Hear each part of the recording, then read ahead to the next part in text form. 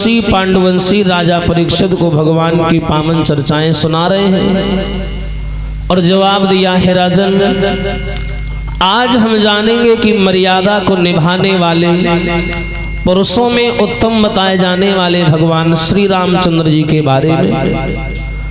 देखिए आज रामायण की चर्चा होने जा रही है, प्रभु राम के बारे में बताया जा रहा है। देखिए जग में सुंदर हैं दो नाम, चाहे कृष्ण कहो या राम। राम में और कृष्ण में अंतर करने वाला मैं तो कोई नहीं हूं, लेकिन हाँ उनकी कार्य शैली में और लीलाओं में थोड़ा भेद है। देखिए जो ये कृष्ण अवतार हुआ इसके पीछे रामावतार की देन है। भगवान राम जो है ये मर्यादा निभाने में पुरुषों में उत्तम बताए गए। जो भी कार्य किया भगवान श्री रामचंद्र ने वो एक आम नागरिक की तरह किया। राम जी के जीवन काल को कभी पढ़ के देखना, उनके जीवन में उनके हाथों से कोई भी चमत्कारी कार्य करता हुआ आपको नहीं मिलेगा। राम जी ने जो किया वो मर्यादा और धर्म के अंदर रह करके किया। आपने उनकी लीलाओं को सुना है। राम जी चाहते वो तो भगवान थे, लक्ष्मण को शक्ति बाण लगा, वो चाहते तो एक मंत्र बोल देते और लखन के शरीर पर हाथ फिरा देते तो लक्ष्मण उठ के बैठ जाते, वो तो भगवान थे। लेकिन इसके बाद भी भगवान ने हनुमान जी को संजीवनी बूटी लेने भेजा। क्यों?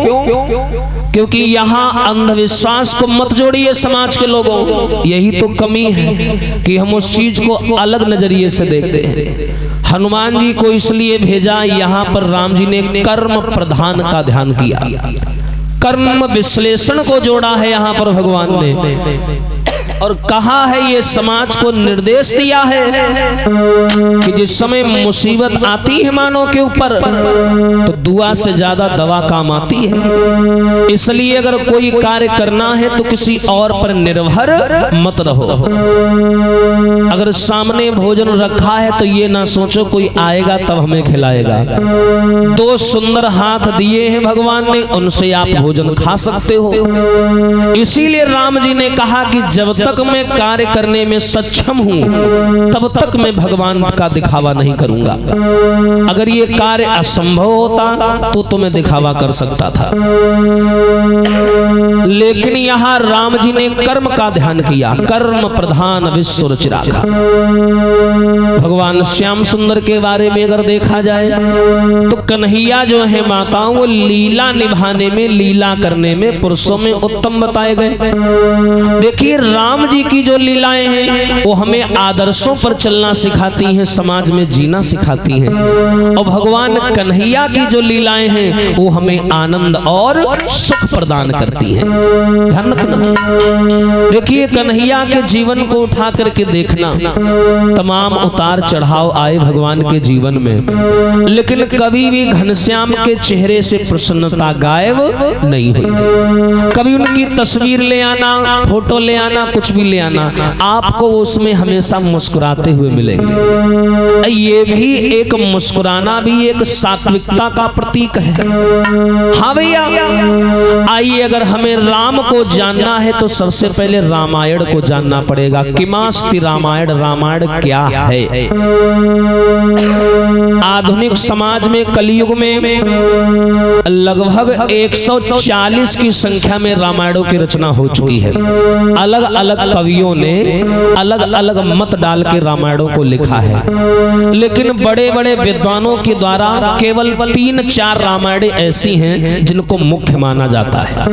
इनमें से पहली रामायण है वाल्मीकि रामायण, जो राम जी के आने के 7 वर्ष पहले ही लिख डाली गई। हाँ भैया, जो वाल्मीकि जी ने लिखी, और उसके बाद में वाल्मीकि रामायण जो है वो हमारे देश की सबसे प्राचीन भाषा संस्कृत में है।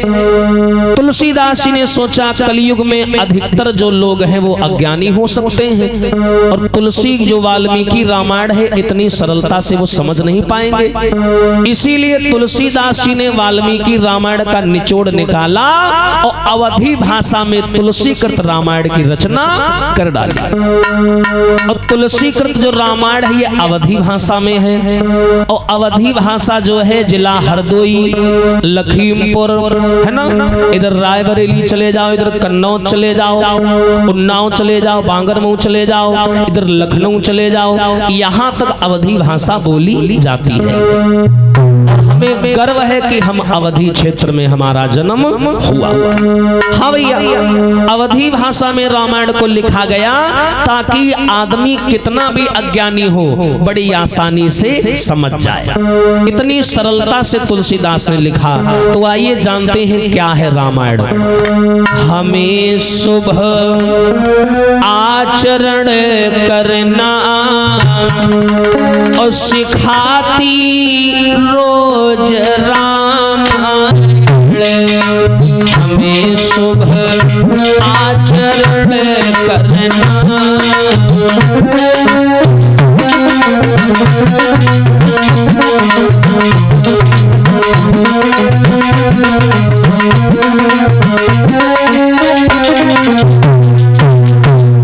ए भैया, हमें शुभ आचरण करना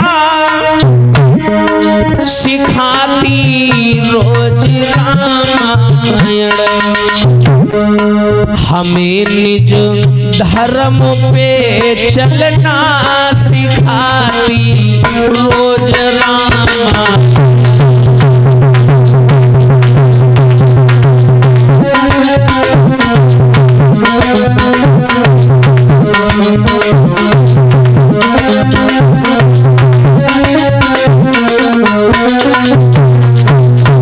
और सुनिए, जिन्हें संसार सागर से उतर कर पार जाना है। सुनिएगा भैया, जिन्हें संसार सागर से उतरकर पार जाना है उन्हें भव के किनारे पर लगाती रोज रामायण। उन्हें भव के किनारे पर लगाती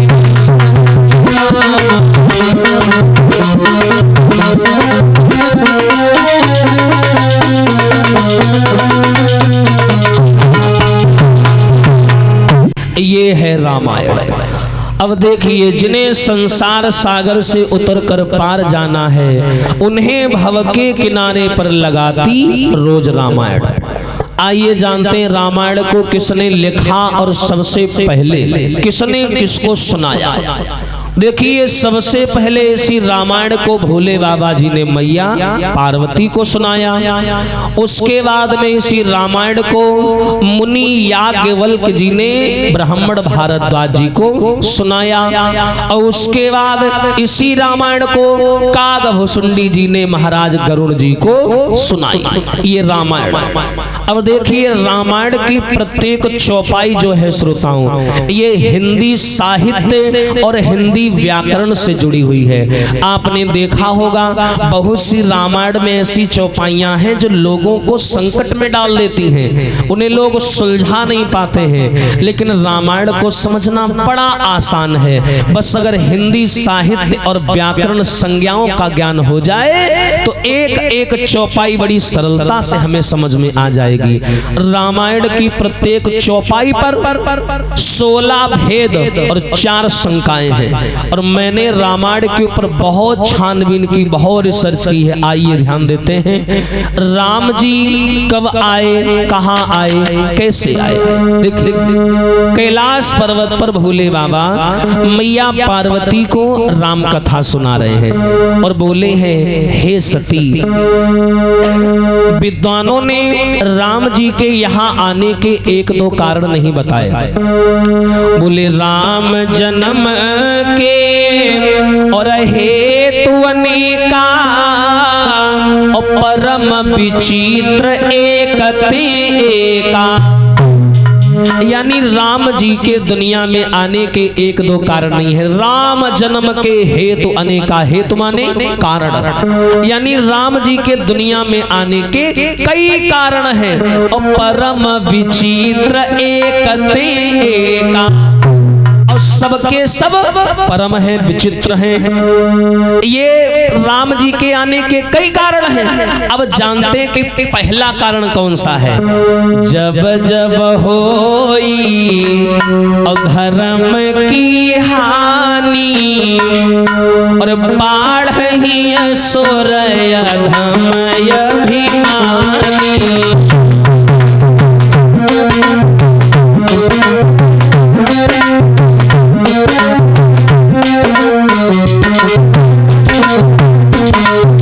ए भैया हो तब तब धरि प्रभु विविध शरीरा, हरहि आए भव सज्जन पीरा।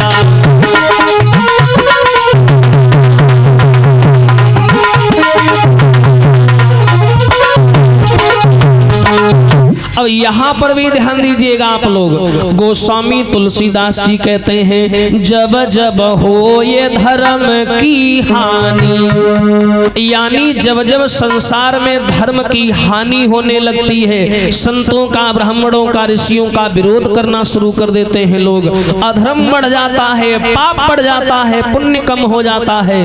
ऐसे अधर्म का विनाश करने के लिए और अधर्म के ऊपर धर्म का झंडा लहराने के लिए भगवान का अवतार होता है।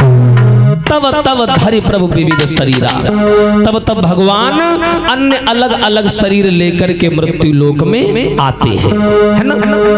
अब देखिए श्रीमद् भगवद गीता में भी दर्शाया गया, यदा यदा ही धर्मस्य ग्लानिर्भवति भारत। हाँ भैया, यानी जब जब संसार में अधर्म बढ़ता है और धर्म कम हो जाता है, तो उसकी रक्षा के लिए प्रभु का किसी न किसी रूप में अवतार होता है। ये है पहला कारण। और मैंने पहले ही कहा राम जन्म के हेतु अनेका। तो दूसरा कारण कौन सा है। हाँ भैया, तो नारद श्राप और दीन है एक बारा, और तुम अवतरऊ हरनि मही भारा। एक बार ब्रह्मा जी के पुत्र नारद जी ने भगवान को श्राप दे दिया, माताओं कि तुम्हें मृत्यु लोक में जन्म लेना पड़ेगा। अब यहाँ ये सोचने वाली बात है, क्या भक्त भी भगवान को श्राप दे सकता है? बिल्कुल दे सकता है। अगर हमारी साधना में ताकत है, अगर हमारी भक्ति में सफलता है, तो भक्त भगवान को अपने घर में नचा भी सकता है। मैंने बलि वाली कथा सुनाई थी आप लोगों को, है ना। साधना में ताकत होनी चाहिए। अरे भगवान तो कुछ भी करने को तैयार हो जाएंगे। हाँ, ताकत होनी चाहिए। अब नारद ने श्राप कब दिया, आइए इस चर्चा को ध्यान से सुनिएगा। ब्रह्मा जी के पुत्र हैं देवर्षि नारद, और संता की उपाधि से इनको नवाजा गया। कोई साधारण संत नहीं थे, बहुत भैया बड़े संत थे देवर्षि नारद, ब्रह्मचारी थे।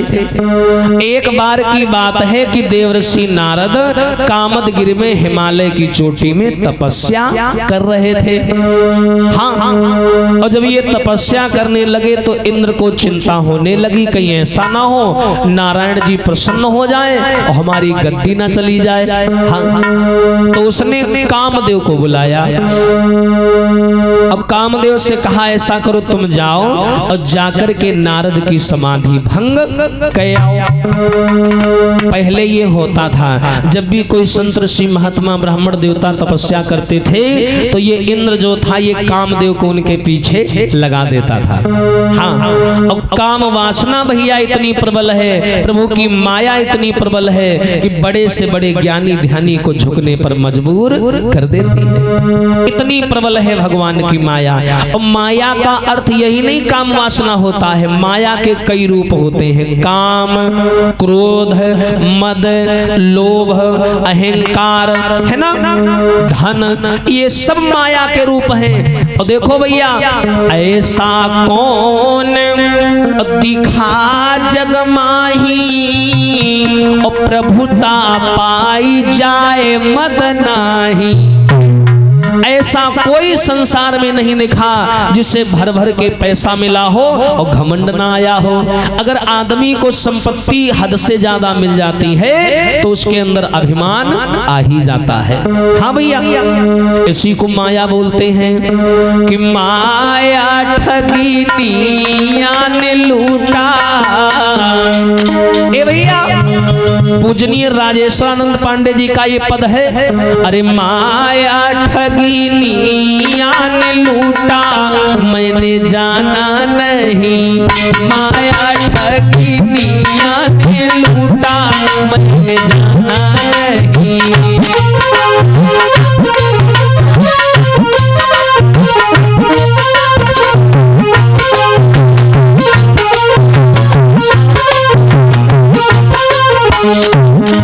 बड़ी ठगनियां है। अरे हम तो भैया साधारण से व्यक्ति हैं। अरे ब्रह्मा को लूटा जाने विष्णु को लूटा, ब्रह्मा को लूटा जाने, अरे ब्रह्मा को लूटा जाने विष्णु को लूटा, ब्रह्मा को।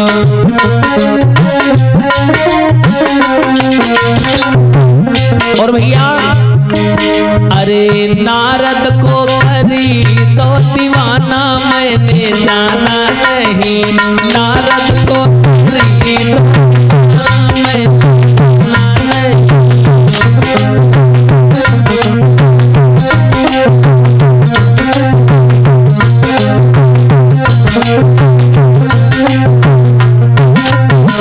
माया ठगिनिया ने लूटा मैंने जाना नहीं, माया ठगिनिया ने।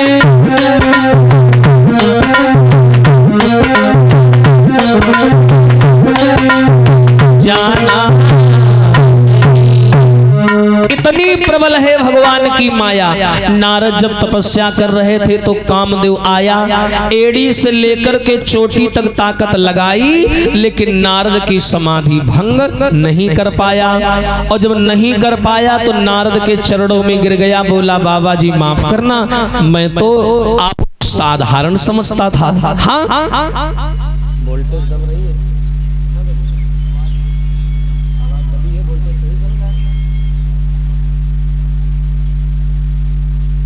बेटा पानी मंगा लो पीने के लिए।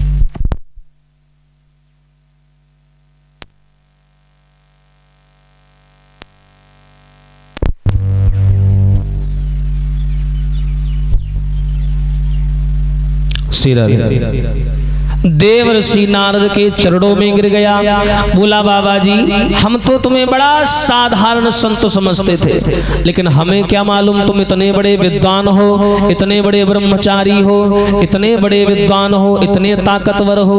अरे मैं तो तुम्हारी समाधि डिगाने आया था, और संसार में कोई ऐसा नहीं है बाबा जी जिसको मैंने डिगाया ना हो। अरे मैंने जिसके पीछे हाथ डाल दिया उसे बर्बादी करके छोड़ा है, लेकिन नारद जी एक अकेले आप हो जिससे मैं खुद हार गया। कामदेव बोला मैं खुद हार गया, मैं आपकी समाधि डिगाने आया था लेकिन आपकी समाधि डिगा नहीं पाया। अब याद रखना यहाँ पर एक भाव और उमड़ आता है कि जिस इंसान की जीवन में कभी प्रसन्नता ना हुई हो, जिस इंसान की जीवन में कभी प्रशंसा ना हुई हो, और अचानक से कोई उसकी प्रशंसा करने लगे तो उसे अभिमान हो जाता है। अब किसी को भैया खाने में, जैसे मान के चलो लड्डू उसने कभी जीवन में देखा ना हो और अचानक से उसे लड्डू खाने को मिल जाए, वो तो पागलों की भांति खाने लगेगा। उसी प्रकार नारद को जीवन में कभी भी अपने पढ़ाई सुनने को नहीं मिली, पढ़ाई। और याद रखना कभी किसी ज्यादा की झूठी प्रशंसा नहीं करनी चाहिए। कामदेव ने क्या किया, नारद की इतनी बड़ाई कर दी, इतनी बड़ाई, कहा बाबा जी तुम तो वास्तव में विद्वान हो, वास्तव में ब्रह्मचारी हो, और तुम्हारे जैसा ब्रह्मचारी पूरे संसार में कोई दूसरा नहीं है। इतनी बात कह दी, और जैसे ही उसने इतनी बात कही नारद को सच में अभिमान हो गया कि मैंने कामदेव को जीत लिया है और हमसे बड़ा विद्वान और ब्रह्मचारी कोई नहीं है।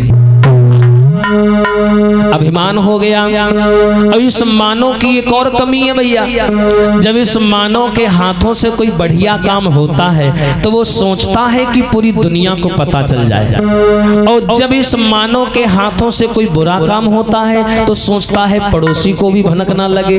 हाँ, ऐसे ही नारद ने सोचा कि मैंने कामदेव को जीता है तो ये खबर पूरी दुनिया को पता चलनी चाहिए ताकि लोग मेरा सम्मान करें। तो नारद ने सोचा अब ऐसे कौन जानेगा, ये काम करते हैं घर घर चल के सबको बताते हैं। हाँ, नारद बोले मैं घर घर जाऊंगा और सबको बताऊंगा कि मैंने कामदेव को हरा दिया है। नारद चले कैलाश पर्वत पर आए, और जैसी कैलाश पर्वत पर आए और नारद भोले बाबा से बोले बाबा मैंने कामदेव को जीत लिया है।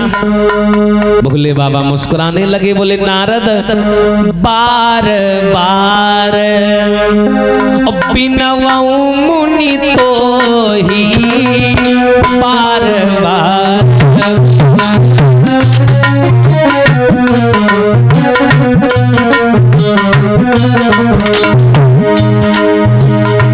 बार बार बिनवाऊं मुनि तो ही।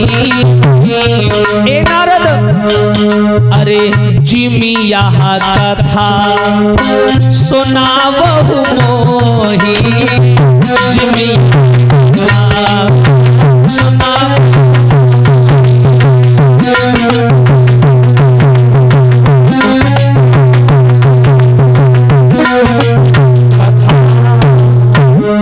अरे नारद ये जो प्रसन्नता भरी बातें और अभिमान भरी कथा हमें सुना रहे हो ना, बार बार मैं तुमसे निवेदन कर रहा हूँ ये कथा विष्णु जी से मत सुना देना।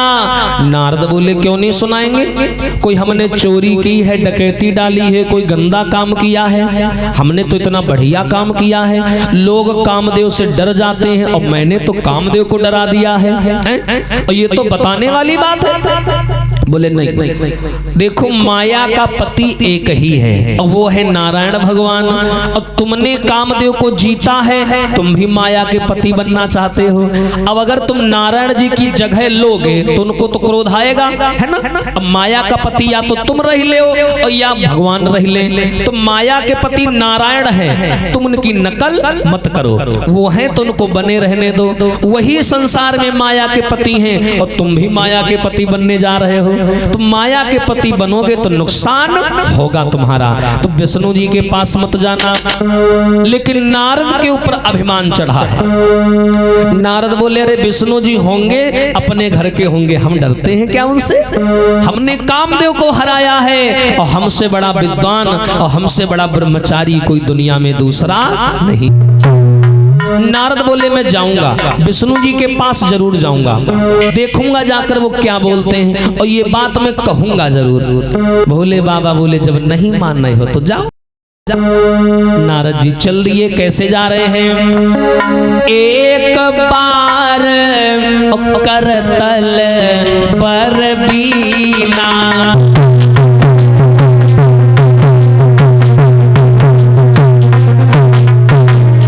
एक बार करतल पर बीना, गावत हरि गुण गान प्रवीणा।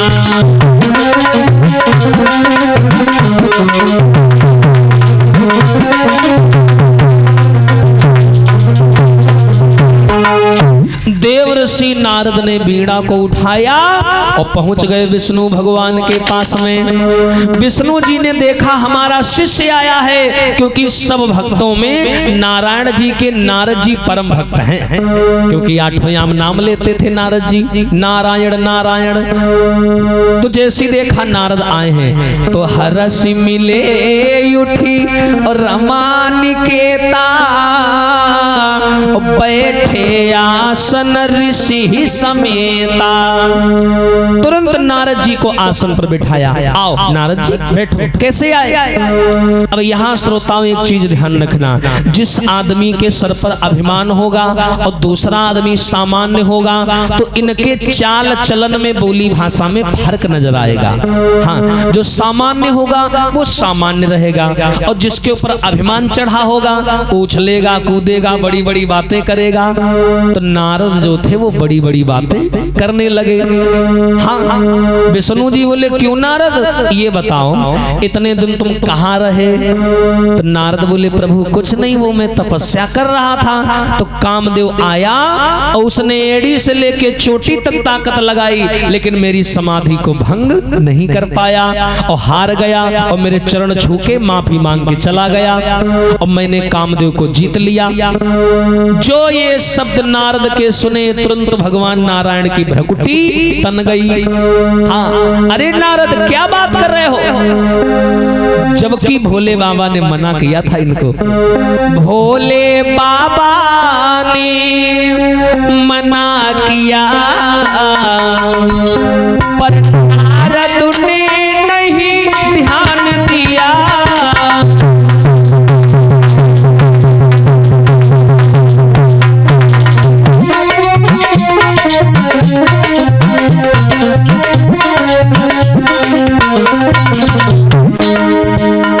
भोले बाबा ने मना किया पर नारद ने नहीं ध्यान दिया। और भैया ना समझ सके नारायण को इतना भारी अभिमान किया।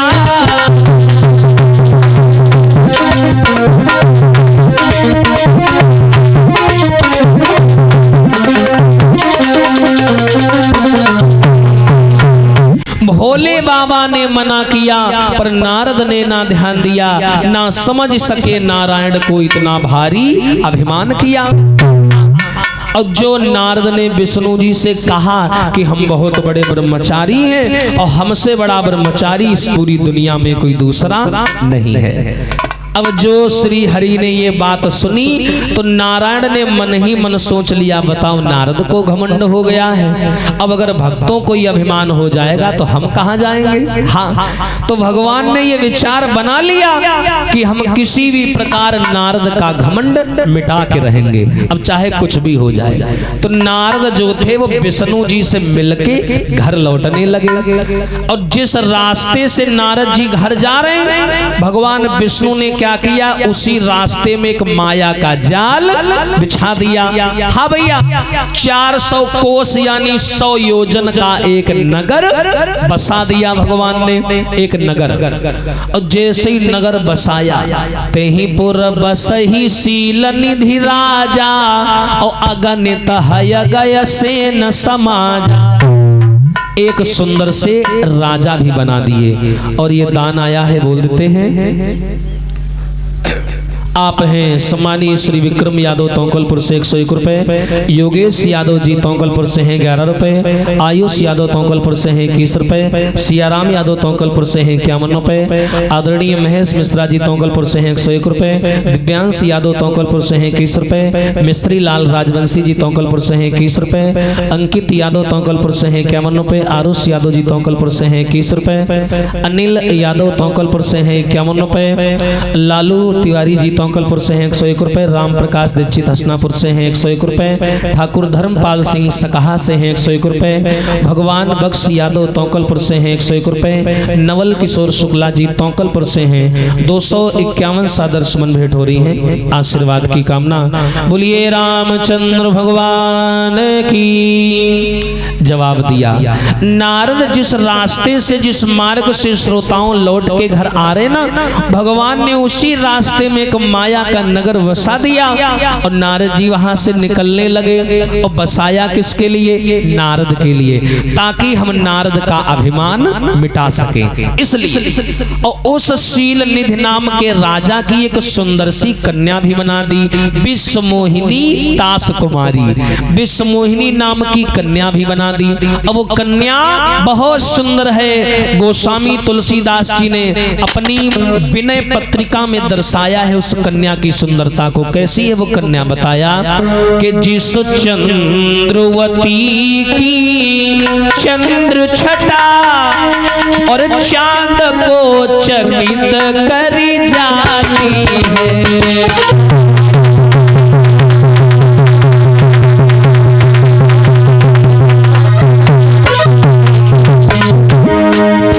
भैया मानो मड़ी वाले पर्वत पे और नागिनियां चहल मचाती है।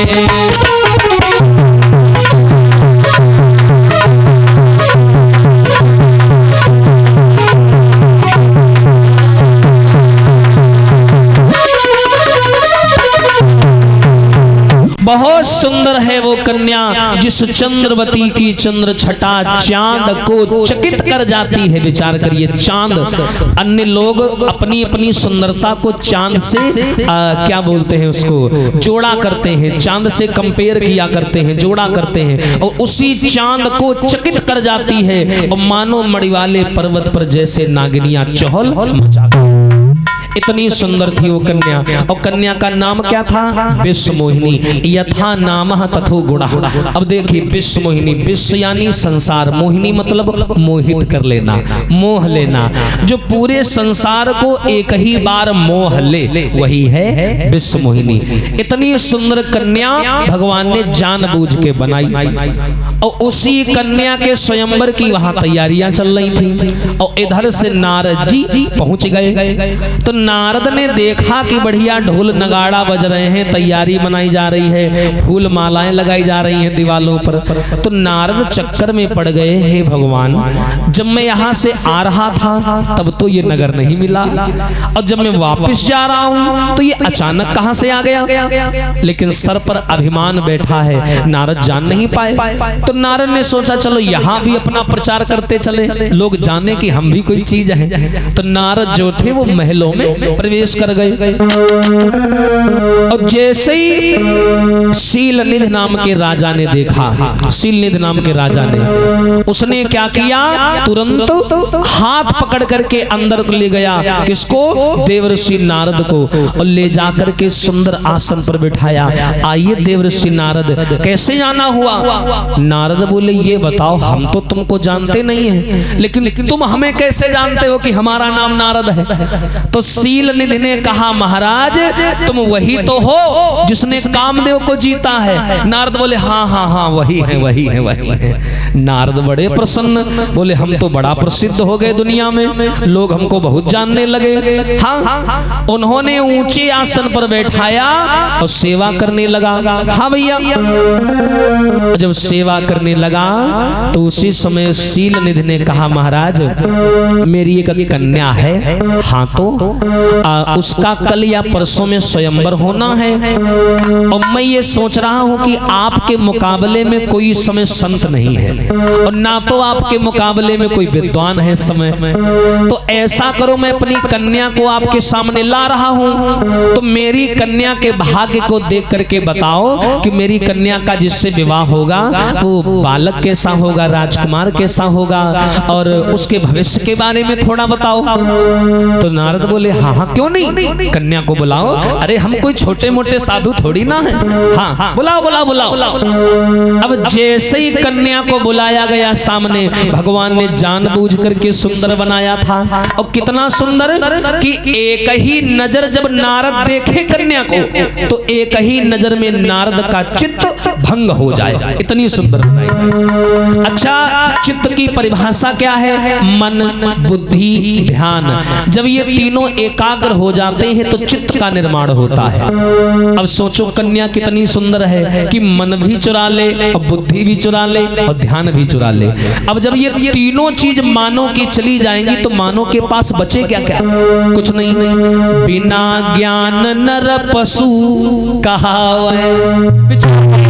अगर ये तीनों चीज हरण हो जाएंगी तो मानव के पास बचेगा क्या? हाँ, मन बुद्धि ध्यान तीनों चित्त को चुरा ले, ऐसी कन्या का निर्माण किया। और जो कन्या को सामने लाकर खड़ा किया गया, देवर्षि नारद ने कन्या के हाथ की ओर देखा और एक बार उसके चेहरे की ओर देखा और जैसे ही चेहरा देखा दोबारा हाथ की तरफ नहीं देखा। हाँ, टकटकी लगा करके कन्या का चेहरा देखने लगे और देखते ही देखते नारद जी चकोर बन गए। चकोर बन गए। उसकी सुंदरता की आभा इतनी प्रबल है कि उसने एक झटके में नारद के चित्त का विनाश कर दिया, नारद के अंदर के ब्रह्मचर्य को नष्ट कर दिया एक ही झटके में। और तुरंत नारद आम आदमी वाली भाषा बोलने लगे, आम आदमी वाली। कामुक हो गए, काम वासना में ग्रसित हो गए। और नारद का बोले, मन ही मन, अरे राम राम, कितनी सुंदर कन्या है।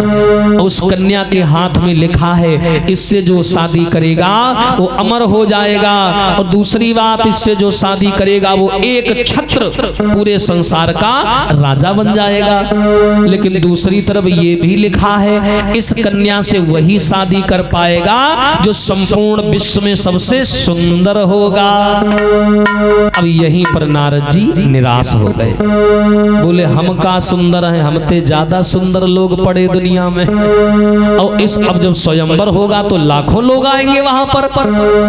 अब नारद जी उदास हो गए और कन्या का हाथ छोड़ दिया, चले वहां से घर की ओर। हाँ भैया, बड़े उदास हो गए। मन मलिन नारद ने कीन्हा और तुरत भवन मार्ग गहिलीन्हा।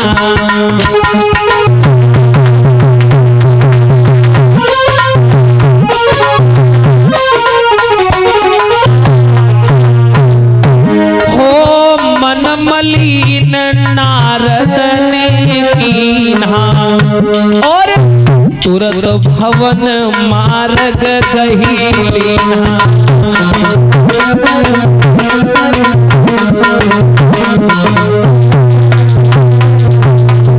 इस समाज के लोगों श्रोताओं, नारद ने उस कन्या को देखा।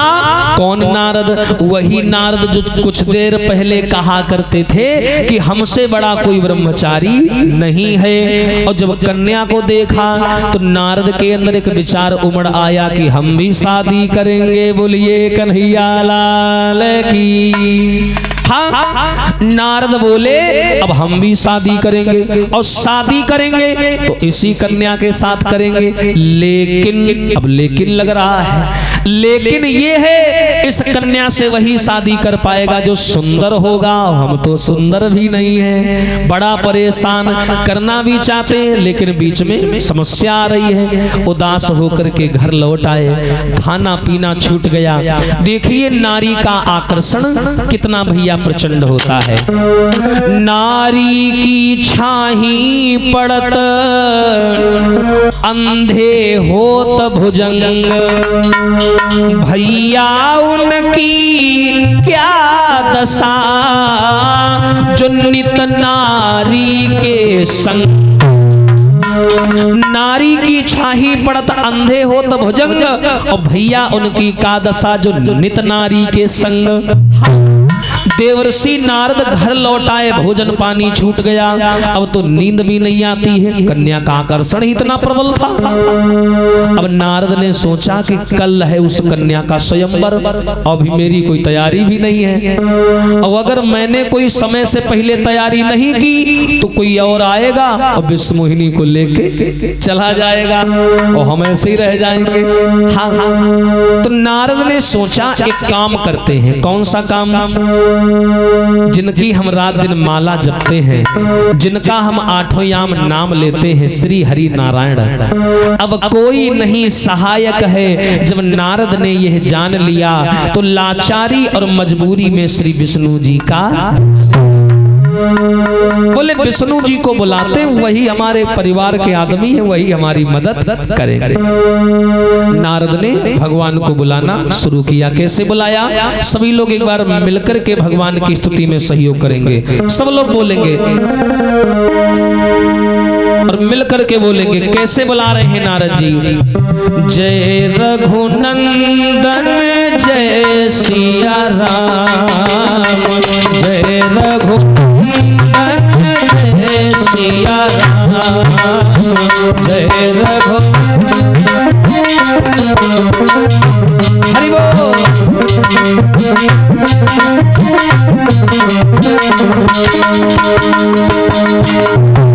हो लक्ष्मी के पति करुणाधाम, लक्ष्मी के पति करुणाधाम, जय रघुनंदन जय सिया राम, जय रघुनंदन जय सिया राम।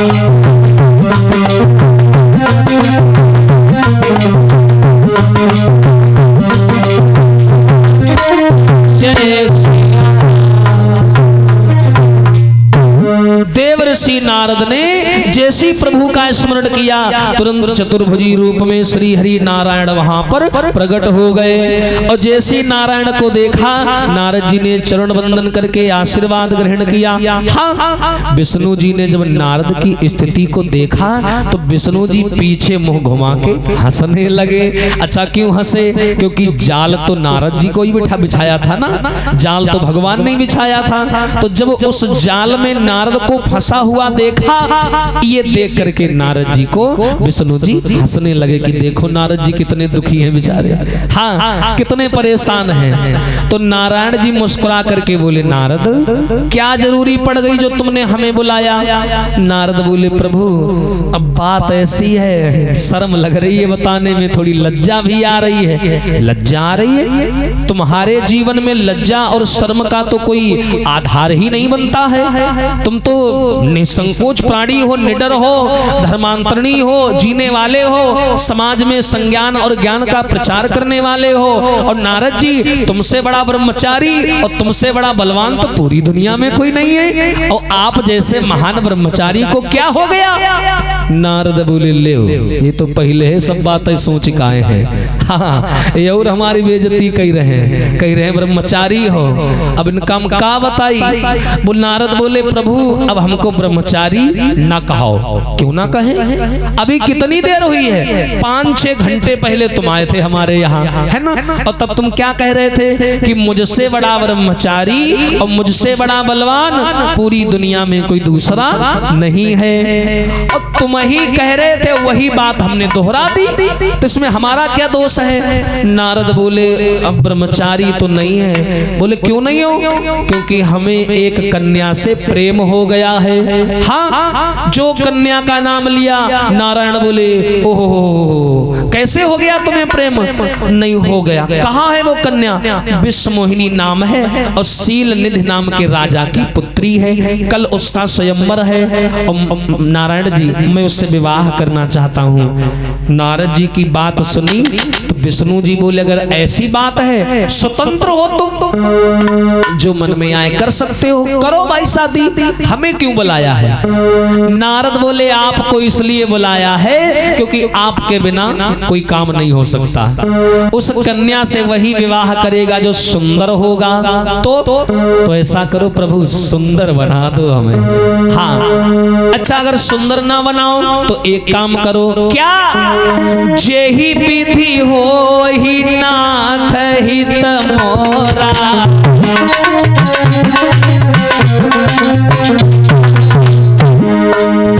जेहि विधि हो ही नाथ हित मोरा, अरे करहु सुबे गीता समही तोरा।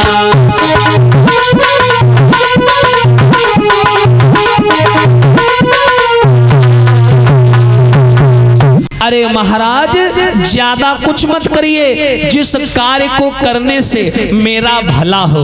अब इस चौपाई को आप लोग ध्यान से सुनना, माताओं बहनों पिता लोगों। नारद जी कहते हैं जेहि विधि, विधि माने तरीका, जेहि विधि होई नाथ हित हो मोरा, यानी जिस काम को करने से मेरा भला हो, बुरा ना हो, भला हो, वही काम कर दो। तो एकदम से नारायण बोले तुम एक तरफ ये कह रहे हो सुंदर बना दो और एक तरफ कह रहे हो कि जेहि विधि होए नाथ हित मोरा। अब दोनों काम एक साथ कैसे हो सकते हैं? एक तरफ कह रहे हो बिल्ली का भेष दे दो और दूसरी तरफ कह रहे हो कि हम दूध ना पिए। भला ऐसा हो सकता है कि बिल्ली की योनि में जाओ और दूध ना पियो? ऐसा तो हो नहीं सकता। तो नारद बोले ऐसा करो, ये सब त्यागो, ये सब छोड़ो, सिंपल सी एक बात है, आप हमें अपना हरि रूप दे दो। हाँ, अपना रूप हमें दे दो। और पूरे संसार में इस समय आप सबसे ज्यादा सुंदर हो, श्यामल सुंदर गौर शरीरा, आप सबसे सुंदर हो। ऐसा करो, आप अपना चेहरा हमें दे दो। अच्छा श्रोताओं, आपने ऐसा दूल्हा देखा है कहीं जो विवाह करने जा रहा है और कह रहा है तुम ज्यादा अच्छे लगते हो, अपना मुंह दे दो हमें उधार। हाँ, आज जाएंगे और विवाह करके आएंगे, कल वापस कर देंगे, किराया ले लेना और क्या। वही हाल नारद जी का है। नारद कह रहे हैं प्रभु अपना चेहरा हमें दे दो। भगवान बोले हरि शब्द का इस्तेमाल किया है, सोच लो भाई। नारद बोले हाँ सोच लिया, हरि रूप हमको दे दो। अब देखो नारद इतना कह के चुप हो गए। अब बारी आई विष्णु जी की। विष्णु जी बोले तुमने हरि रूप मांगा है, और संस्कृत में व्याकरण की दृष्टि से हरि का एक और अर्थ होता है हरि, हरिम हरि ही, यानी वानर। हरि का एक और अर्थ होता है एक वचन द्विवचन बहुवचन, हरि का एक और अर्थ होता है वानर। तो नारद ने तो कहा था सुंदर बना दो, पर भगवान ने इनको बंदर बना दिया। बोलिए सच्चिदानंद भगवान की। अच्छा बंदर कैसा बनाया? जो गर्दन के नीचे का अंग है वो मनुष्य का है, और गर्दन लगा दी वानर की, सर लगा दिया बंदर का, और बाकी शरीर मनुष्य का। लेकिन हाथ पैर सब गोरे कर दिए। और जब नारद ने हाथ पैर देखे बोले बहुत सुंदर बना दिया भगवान ने, बहुत गोरे कर दिए। लेकिन ये भूल गए कि मुख बदल चुका है। मुख लगा दिया वानर का और हाथ पैर मनुष्यों वाले थोड़े साफ कर दिए। नारद जी बड़े प्रसन्न, चरणों में माथा नवाया और चल दिए। बोले प्रभु हम जा रहे हैं विवाह करने। भगवान बोले जाओ अपना ध्यान रखना। भोले बाबा बड़े मौजीले। भोले बाबा ने अपने दो चेलों को बुलाया, दो गढ़ों को, कहा जाओ और नारद जी को देखे रहना, बहुत घमंडी आदमी है, कहीं गिर गुर पड़े तो उठा लेना, जाओ। अब भोले बाबा के दो गढ़ जमीन पे आए, नारद जी के साथ में चलने लगे। और वो दोनों क्या करते हैं, नारद जी को देखें और मुंह में कपड़ा घुसाए के हंसन लगे। और जब हंसे तो नारद जी नाराज हो जाएं। नारद बोले तुम हंस क्यों रहे हो? दोनों गढ़ बोले बाबा आप बहुत सुंदर लग रहे हो, भगवान न करे किसी की नजर न लग जाए। उन्होंने और अभिमान बढ़ा दिया। अब नारद के अंदर और अभिमान बढ़ गया कि अब तो वास्तव में हम सुंदर हैं। हाँ चल दिए नारद। कैसे जा रहे हैं आइए, उसके पहले एक ताली बजा करके भगवान का संकीर्तन बोलेंगे सभी लोग मिल करके, है ना, और उसके बाद में आगे की चर्चा।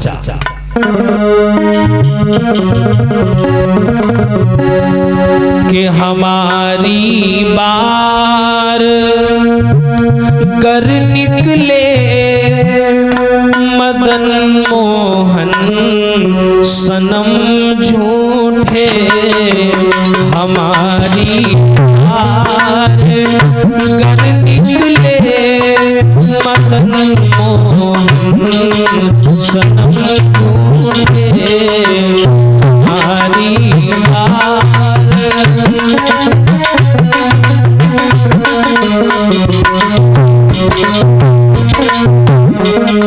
इस भजन की शैली को समझिएगा आप लोग।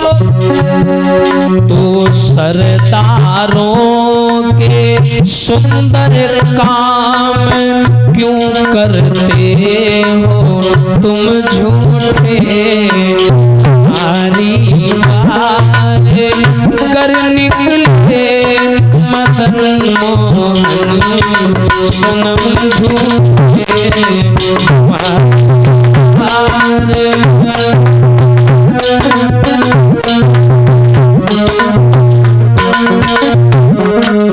और देखिए भाव कितना सुंदर है।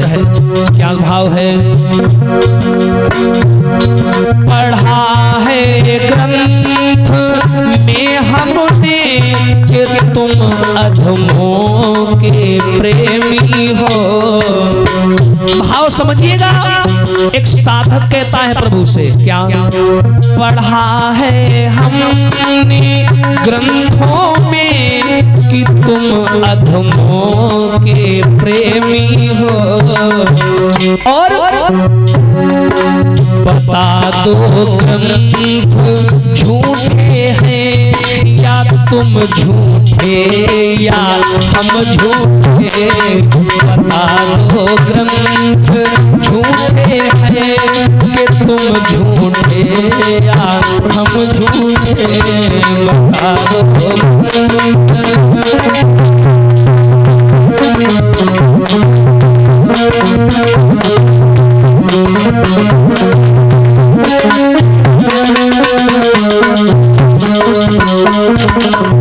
और तुम कदमों ने तुम्हारे तरु शिला के वट उबारे हैं।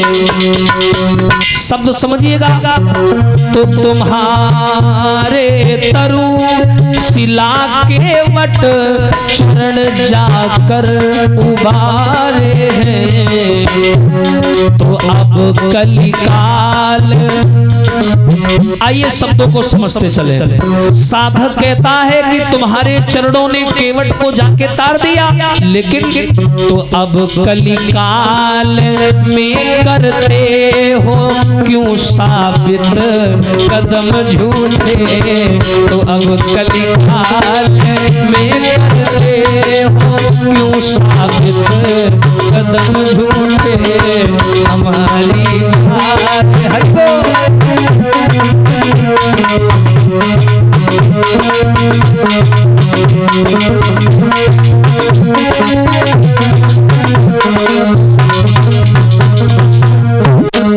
लेकिन ये झगड़ा किस बात का है भैया, जानते हो? पतित से पतित पावन का क्या नाता खूब जोड़ा है। हाँ भैया, पतित से पतित पावन का क्या नाता खूब जोड़ा है। हाँ भैया, पतित से पतित पावन का मिला क्या खूब जोड़ा है। लेकिन बड़ी सुंदर रचना है। ना तुम सच्चों में भैया, न तुम सच्चों में कम सच्चे, न हम झूठों में कम झूठे। न तुम सच्चों में कम सच्चे, न हम झूठों में कम झूठे। हमारी बात करके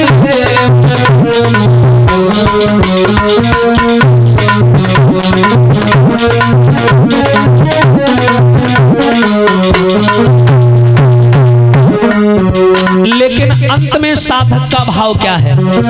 जो करुणा सिंधु कर दो बिंदु।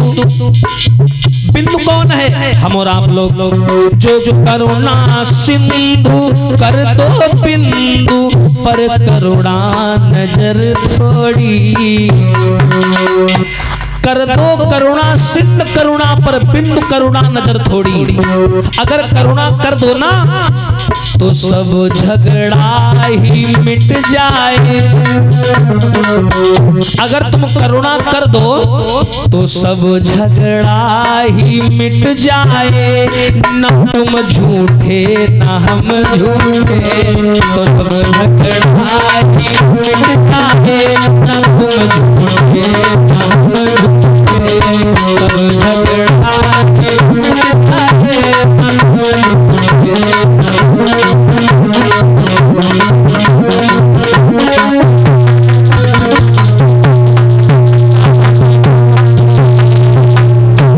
बोलिए सच्चिदानंद भगवान की।